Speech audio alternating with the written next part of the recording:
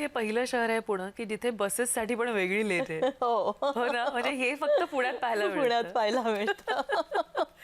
बसेसच्या क्वालिटीवर किंवा त्यांच्या अपग्रेडेशनवर ह्याकडे आपण कसं बघता जो कॉमन मॅनचा ट्रान्सपोर्ट आहे? आता बसेस आपण आता मोस्टली खरेदी करतो. आता जर माझ्याकडे ट्रान्सपोर्ट पण आहे, आपण बघतो की कायम स्वरूपामध्ये एस टी महामंडळ हे तोट्यामध्ये, कायम स्वरूपामध्ये PMPL तोट्यामध्ये. तर तुमची मुंबईची बेस तरी निदान थोडीशी प्रॉफिटमध्ये चालते.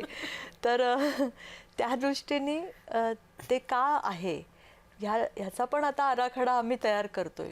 आणि एस टी महामंडळ जर प्रॉफिटमध्ये आलं तर आपण नव्याने एस टी पुरवू शकतो. आणि आता जवळजवळ नुसत्या पुणे शहरासाठी आम्ही PMPLच्या 1000 बसेसची ऑर्डर हे केलेली आहे.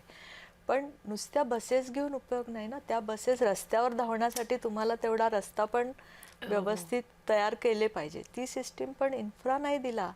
जसं पुण्यामध्ये BRT केली, तर BRT रॅपिड ट्रान्सपोर्ट कधी होईल जेव्हा तुम्ही त्यांना तेवढा रॅपिडली रोड द्याल. बरोबर. आणि म्हणजे आता ट्रॅफिक पण खूप जाम हो, होतं. खूप त्याच्यामुळे जाम होतं.